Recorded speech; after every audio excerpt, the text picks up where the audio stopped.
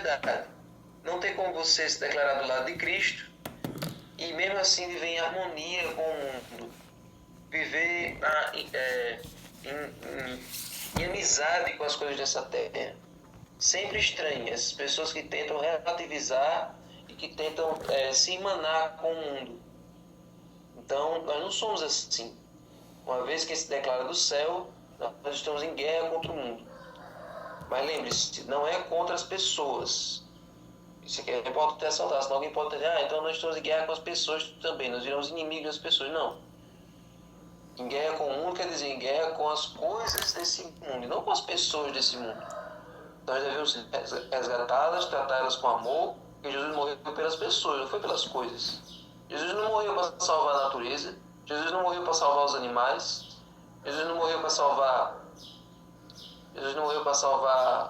o dinheiro das pessoas, Jesus morreu para salvar as pessoas.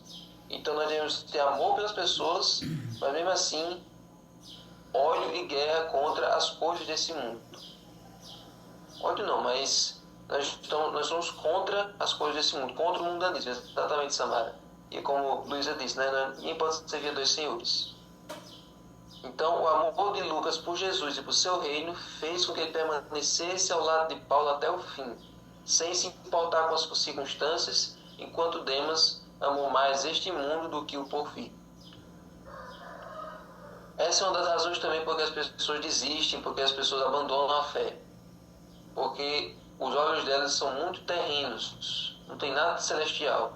As pessoas nunca pararam para refletir no céu, nunca pararam para imaginar a nova terra, nunca pararam para sonhar com essas coisas que nós vivemos, que nós temos essa alta expectativa. Muitas pessoas deixam a igreja porque os olhos delas são terrenos demais. São terrenos demais. Amam mais o presente século. Então, quanto mais você ama Jesus, o reino de Deus, quanto mais você quer a nova terra, isso faz com que você não desista, maior das motivações. Então, onde está o que você ama mais? Essa terra, as coisas desse mundo, ou você ama mais o que vai vir lá na frente? Se o meu amor pela eternidade amor pelas coisas terrenas, então nada vai me fazer parar, nada vai me fazer retroceder. Pode vir o problema que for, eu permaneço firme, porque eu não sou daqui. Eu estou nesse mundo, mas eu não sou desse mundo, certo?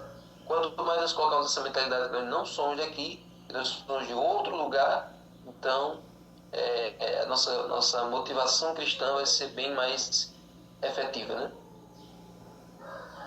Exato. E quais são as orientações dadas àqueles que esperam a volta de Jesus?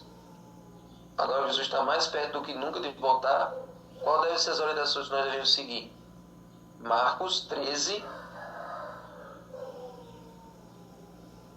do 32 ao 37, diz assim: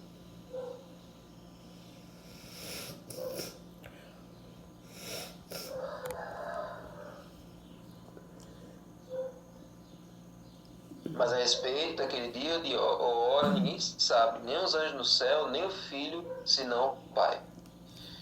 Estejam de sobreaviso e vigiem, porque vocês não sabem quando será o tempo. Então vocês sabem porque Jesus escolheu não dizer o dia e a hora. Nesse momento aqui ele preferiu não saber, porque senão se ele soubesse e não quisesse dizer, seria, né? Então ele preferiu não saber. Mas depois que Jesus voltou para o céu, Jesus ficou sabendo, só que mesmo assim ele não nos revela hoje qual é o dia e a hora. Por quê? Porque senão, se Jesus voltasse em 2060, não faria sentido a gente buscar ele agora, né? Muitas pessoas deixariam de buscar ele só quando estivesse mais perto. Quer dizer, faria sentido buscar ele o tempo todo, mas a maioria das pessoas deixaria de buscar ele só quando faltasse uns 10 anos antes. Uns 10 anos para chegar na data. Então, ele quer que a gente se prepare como se ele voltasse hoje. Até porque se eu morrer hoje, Jesus volta para mim. Porque eu vou acordar já lá no dia, entendeu? Então, é importante que você esteja preparado, que você esteja com a sua vida organizada, que você esteja com a sua salvação garantida hoje. Porque se você morrer hoje, para você morrer basta você estar vivo. Ninguém sabe se você vai ter um infarto hoje, ninguém sabe se vai ser atropelado, ninguém sabe se vai morrer de uma bala perdida, né? A morte é uma coisa que pode acontecer com qualquer um. Então, quando você morre, do lado certo, Jesus volta para você. Então, depois nós devemos vigiar e orar. Então, é como um homem que, ausentando-se do país, deixa sua casa, dá ordem aos seus servos e a cada um a sua obrigação, e ao porteiro ordena que vigie. Portanto, vigie, porque você não sabe quando virá o dono da casa. Se é à tarde, se é à meia-noite, se é ao cantar do galo, se pela manhã, para que, vindo ele inesperadamente, não encontre vocês dormindo. O que porém, diga a vocês, diga a todos: vigiem. Então, nós somos esses servos que ele deixou a casa sob nossa conta. Então, nós devemos vigiar, manter alertas, devemos manter as nossas lâmpadas acesas, como diz a palavra das virgens. Esse é o nosso dever. A casa é o mundo. Nós temos que zelar por esse mundo, não só para o meio ambiente, mas principalmente pelas pessoas. Devemos manter nossa obra em atividade, nós devemos manter a nossa chama acesa, porque o noivo vai vir numa hora que ninguém espera. Lembre-se que na parábola das virgens, as nécias e as prudentes dormiram. Né? Não foi só as nécias que dormiram, as prudentes também dormiram. Vai chegar um momento que você acha que a igreja está prestes a cair, que não tem nada de... não tem ninguém mais vivo, não tem ninguém mais buscando. Só que as pessoas que estão buscando desde hoje, e já estão recebendo o batismo do Espírito Santo desde hoje, nesse momento do sono, elas já vão ter aquele azeite à parte, elas já vão ter o conhecimento necessário, já vão ter entregue a vida a Deus. Então, quando sair o alto clamor, essas que estão preparadas é que vão proclamar. E as que estão despreparadas, essas vão tentar correr atrás, mas vai ser tarde demais. Certo? Tito 2, 11 a 14. Tito 2 e 11 a 14 diz assim: porque a graça de Deus se manifestou, trazendo salvação a todos. Ela nos educa para que, renegadas a impiedade e as paixões mundanas, vivamos nesse mundo de forma sensata, justa e piedosa, aguardando a bendita esperança e a manifestação da glória do nosso grande Deus e Salvador Jesus Cristo. Ele deu a si mesmo por nós, a fim de nos remir de toda iniquidade e purificar para si mesmo um povo exclusivamente seu, dedicado à prática das boas obras. Então aqui diz que a graça é que nos educa. A graça nos educa. E ela faz com que a gente renegue o mundo. Uma vez que você permite que a graça de Deus transforme você, então o mundo perde a graça para você. O céu passa a se tornar interessante e o mundo desinteressante. A graça faz essa inversão de valores e faz com que a nossa expectativa já não seja mais com eventos terrenos. A nossa maior expectativa agora é a volta de Jesus. Então a graça tem esse poder todo, porque a graça é o sangue de Jesus. Então, 2 Pedro 3, 10 a 14. Diz assim: porém o dia do Senhor virá como ladrão. Naquele dia os céus passarão com grande estrondo, ou estrepitoso estrondo, como diz a outra versão. E os elementos desfarão abrasados ou pelo fogo. Também a terra e as obras que nela existem desaparecerão.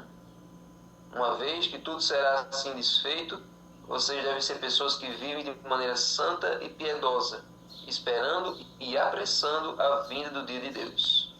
Por causa desse dia, os céus incendiados serão desfeitos e os elementos se derreterão pelo calor. Nós, porém, segundo a sua promessa, esperamos novos céus e nova terra, nos quais habita a justiça. Por essa razão, amados, esperando estas coisas, esforcem-se para com Deus, para que Deus os encontre sem mácula, sem culpa e em paz. Então, a demora de Jesus voltar é porque Ele quer que a gente encontre Ele preparados. Ele não quer pegar nenhum de nós de surpresa. Ele vai vir como ladrão para aqueles que realmente foram tão ruins que não quiseram se preparar em momento nenhum. Aqueles que, por ruindade mesmo, por rebeldia, não quiseram se preparar. Mas aqueles que têm o coração sensível à voz do Espírito Santo, esses vão estar preparados.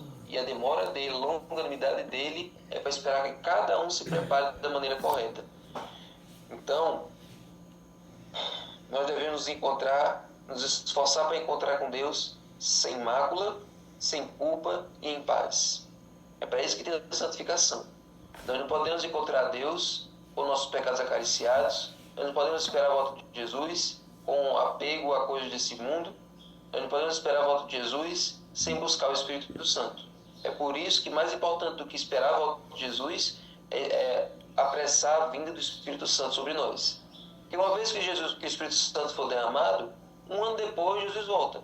Bem rapidinho Jesus volta. Então, nós estamos esperando o evento que vem depois, sendo que esse evento que vem depois depende do primeiro. Então, busque o Espírito Santo com todas as forças. Porque se o Espírito Santo não for derramado, pode esperar mais 1000 anos nessa terra aqui, porque do ritmo que as coisas vão. Então, é uma coisa que depende da outra. Então, gente, que nós possamos nos encontrar com Deus dessa maneira, vivendo de maneira santa e piedosa, em obediência à lei de Deus, em obediência e vivendo o amor no nosso dia a dia. E por fim, Apocalipse 3, 17 a 21, o conselho para Laodiceia, que diz assim: você diz, eu sou rico, estou bem de vida, não preciso de nada. Mas você não sabe que você é infeliz, sim, miserável, pobre, cego e nu. Ou seja, você está com a visão totalmente distorcida. A sua visão de que você está no auge, que você está perfeito, que você não tem nada demais a melhorar, certo? Porque tem pessoas que realmente acham isso. E estão num nível que não precisa melhorar, não precisa de Jesus. Para quê? Para que conversão? Eu já estou aqui, um pé na glória já. Então, a igreja de Laodiceia, que é a igreja nos dias, é a igreja que se acha perfeita, é a igreja que não acha, que não precisa de conversão. A cruz para elas é só para quem é de fora. A cruz é só para as pessoas de fora. Elas na igreja não precisam mais mudar nada. Já mudaram uma vez, hoje não precisam mais mudar nada. Então, por isso que eles se acham tão autossuficientes. Então, Jesus diz, olha, vocês não têm roupa, vocês não têm olhos, vocês não têm dinheiro, vocês são pobres, miseráveis, cegos e nus. O caráter de vocês não vale nada. Então vocês precisam comprar de mim o quê? Ouro refinado pelo fogo, para que você seja de fato rico, certo? Também vestiduras brancas para se vestir, a fim de que a vergonha da sua nudez não fique evidente, e colírio para ungir os olhos, a fim de que você possa ver. Eu repreendo e disciplino aqueles que eu amo. Portanto, seja zeloso e arrependa-se. Jesus só fala grosso, Jesus só fala sério com aqueles que ele ama. Ou seja, isso que ele está dizendo não é porque ele odeia Laodiceia, ele ama muito Laodiceia. Por isso que ele quer ver a igreja de Laodiceia melhor. Por isso que ele está à porta e bate. Se alguém ouvir a voz dele, abrir a porta, ele entrará em sua casa, será com ele e ele com essa pessoa. Ao vencedor, darei o direito de sentar-se comigo no meu trono, assim como também eu venci e me sentei com meu Pai no seu trono. Então, essa é a promessa que Deus faz para aquele que for vencedor da igreja de Laodiceia. Sentar com ele junto do trono de Deus. Então, gente, ouro refinado pelo fogo é uma fé aprovada nas tentações. Vestiduras brancas são um caráter renovado. E o colírio, para ungir os olhos, é o colírio do Espírito Santo, para clarear nossa mente. Então, Jesus fala para nós que nós devemos vigiar e orar. E nós devemos primeiro nos arrepender dos pecados e abrir o coração para que Deus possa morar e assumir o controle da nossa vida. Peça a Jesus esses 3 remédios. Ele já fez o diagnóstico da sua doença. Agora é dever seu ir atrás da farmácia divina e comprar esses 3 remédios. Esse ouro refinado pelo fogo, as vestes brancas e o colírio do Espírito Santo para ungir os seus olhos, para que você possa discernir as coisas espirituais e também a sua situação espiritual. Amém? Amém. Senhor Deus, muito obrigado, Senhor, pela lição de hoje. Muito obrigado, Senhor, porque o Senhor olha para a nossa situação e diz exatamente o que a gente precisa. O Senhor não quer voltar e nos pegar de surpresa. O Senhor quer que nós estejamos já preparados para subir. Então, Senhor, fica conosco, Ajuda-nos a cumprir, Senhor, os teus planos em nossa vida. Em nome de Jesus. E abençoe tudo livre agora, em nome de Jesus. Amém. Amém. Arrocha o socorro.